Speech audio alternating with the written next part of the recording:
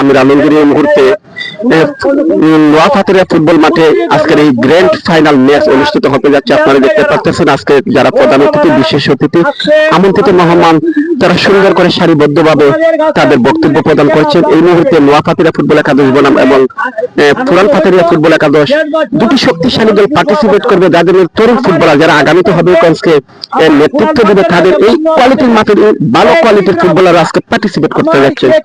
দেখতে পারতেছেন সম্মানিত দর্শক, এখানে আয়োজক কমিটি আজকে প্রধান অতিথি, বিশেষ অতিথি, তারা কিন্তু বক্তব্য প্রদান করবে। কিছুক্ষণের মধ্যে আমরা এই গ্র্যান্ড ফাইনাল ম্যাচটি আপনাদেরকে দেখাতে পারবো, অনুষ্ঠিত হবে।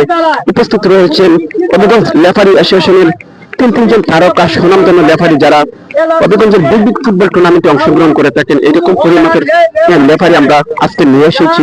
এখানে রয়েছে প্রতিপক্ষ শক্তিশালী আরেকটি দল, যারা হবিগঞ্জের বিভিন্ন বিগ ফুটবল টুর্নামেন্টে, নাইট ফুটবল, ডে ফুটবল টুর্নামেন্টে পার্টিসিপেট করে থাকেন।